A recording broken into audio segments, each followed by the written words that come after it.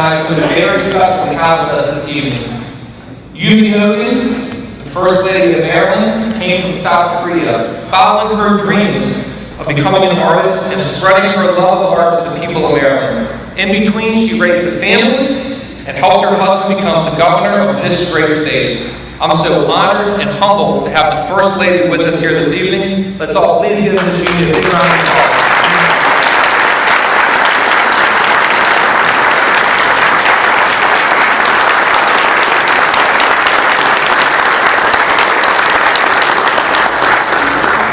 I'm looking around the audience, and I see so many familiar faces. And the reason why is a lot of you were with me from the very beginning, and I'll never forget that. Many were hesitant at first when I announced my candidacy. However, it's because of your constant support that the city of Annapolis has made such great strides over the last 3 years. We recognized early on that we were on an unsustainable path. And today, I'm proud to say that our city is better off than we were 4 years ago. I'm proud to say that we have made record investments into public safety. We've secured unprecedented funding for flood mitigation. We've made stormwater management a priority for our city. We've reorganized city government to streamline things and make them more efficient and effective. We prioritize public input with my open door sessions. The first Tuesday of the month, I encourage everyone to come down. You can talk to me for 10 minutes about anything you like. We passed the Forest Conservation Act. We passed the Adequate Public Facilities Act. And we passed 3 budgets, all without raising taxes.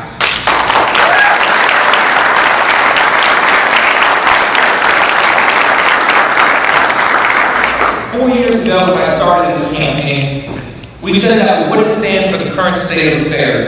We knew that the community could, should, and we would do better. We wanted, deserved, and were willing to work for an Annapolis that is the best place to live, work, and raise a family, and a city that so many people want to live in. Looking back on our accomplishments, I can almost assure you, 4 years ago, nobody would think we've accomplished as much as we have.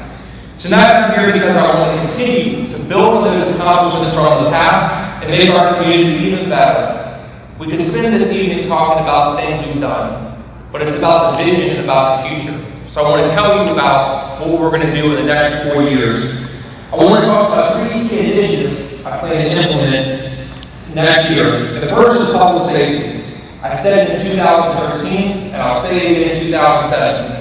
That public safety is our #1 priority. And I'm sure you already heard, but yesterday we made the announcement to have a permanent police chief, Scott Baker. I believe he's here.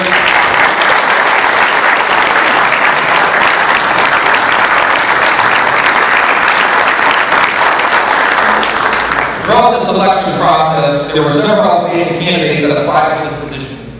But it was because of Chief Baker's dedication to our citizens, his creativity and approach, his work ethic, his management style, I knew he was the right person for Annapolis. During the last 3 months after the police chief, he's shown true leadership. He's implemented 16 new initiatives to address violent crime, community policing, and fighting the heroin opioid epidemic. I pledge to work in partnership with our police chief and public safety officials to ensure that the community will connect, respect, and trust our police officers. Too often in today's day and age, it's an us versus them mentality. We have to break down those barriers so that we're all in this fight together. That we provide state-of-the-art technology for the day-to-day operations of our city.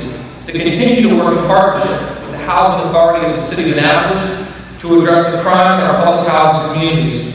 We recently implemented our updated banning policy with interagency cooperation. We'll continue to work with the 5 commissioners I've appointed. I promise to continue to help turn around this troubled agency, and I would say they have made great progress going forward. Probably one of the biggest challenges we've had, but the commissioners that have come on and the work that they do, is probably some of the most important work that's taken place. And I want to thank each and every person that served on that board. I see Sam Chapman over there for their time, dedication,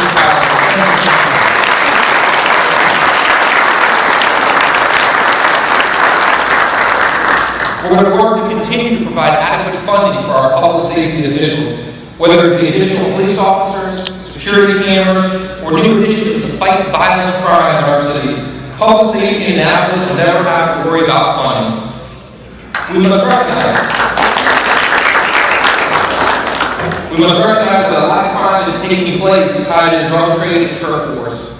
We will not allow for this to continue in our communities, and I pledge to continue to work in partnership with Governor Larry Hogan, who doubled our state's Safe Streets funding program, County Executive Steve Shue, and our state's attorney Wes Adams, and the senior policy group for the heroin opioid intervention team. The next initiative I want to talk to everybody about is the environment, something that affects us all on a day-to-day basis. When I was an Eagle Scout growing up, the one lesson we learned was leave it better than you found it. And that's what we tried to do over the last 4 years. My goals are aggressive, but that's because I have a high standard for the city of Annapolis, and I want to make this a model for the state of Maryland for environmental protection.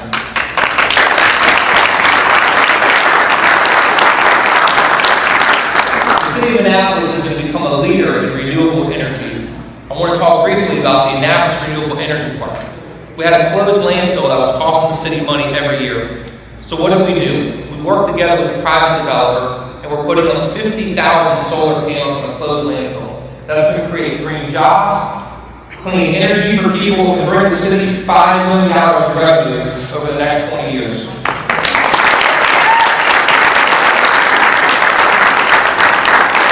One of the most important things is that this costs the city $0 investment. A project like this showcases how Annapolis can be the model for the rest of Maryland to create energy savings, energy efficient projects. I will continue to preserve open space.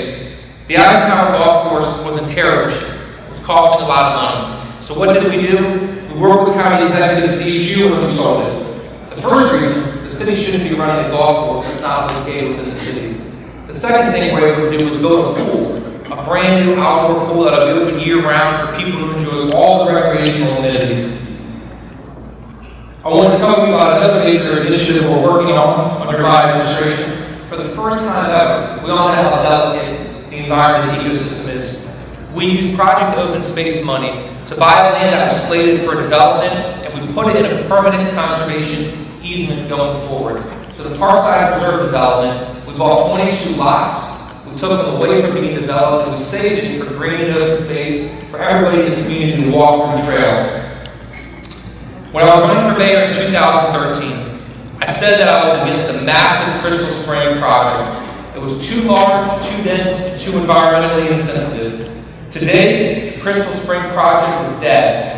I kept my word when I said the Crystal Springs project wouldn't happen, and I promise that my administration will hold all developments to the highest standard, big or small. Development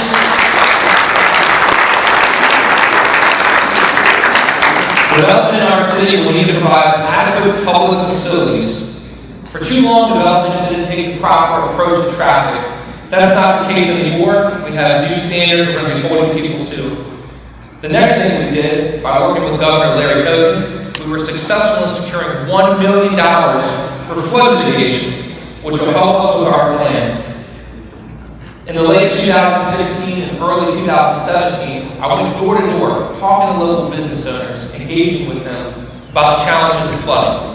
We applied for a $3 million grant from FEMA, the federal government, and we're working with residents on how we can mitigate flooding in the future. It's probably one of the most pressing and threatening issues facing the city of Annapolis. But we had a local demonstration downtown with vendors that do it all over the world. How are we going to stop this development from happening? So I want everybody to know it's a priority. We're taking leadership on this issue to make sure it doesn't happen again in the future. Last but certainly not least, one of the main things I ran on is fiscal responsibility. Basic services across the city are being run better now than they were 4 years ago. Everything from snow removal, fixing roads, sidewalks, potholes. This administration is providing quality service the citizens deserve. During my time, we passed 3 budgets in a bipartisan fashion with no increase in the real property tax rate. I'm happy to announce that my current budget includes a half-cent tax reduction.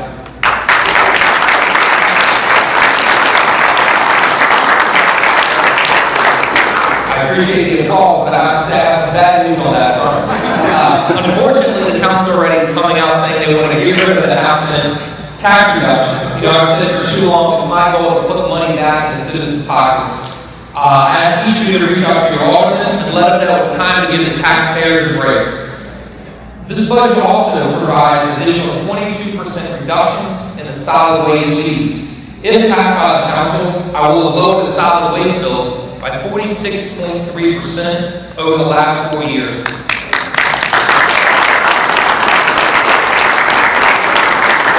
Put that in terms of dollars. The average solid waste bill used to be $380 and will now be $204 a quarter if this passes.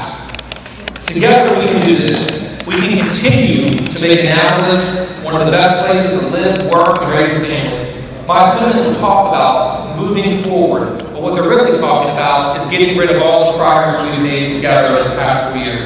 That's why I need your help. I need your help in this next election. Volunteer to door knock, to make phone calls, to put up a bumper sticker, put a sign in your yard. Let your neighbors know that we're better off, and we're going to continue building upon this beautiful and diverse community. This election, it's about more than electing a mayor. Tonight we make a commitment to each other about our ambitious and aggressively address the challenge facing us. I need your help to stand with me to have another 4 years in this office. Over the next couple of months, I'm going to work hard campaigning. I'm going to continue on the work that we started and remain committed and dedicated to Annapolis. It's with your help that we will win, and you will allow me to serve as your mayor for another 4 years. Thank you all for coming tonight, and God bless Annapolis, and God bless America.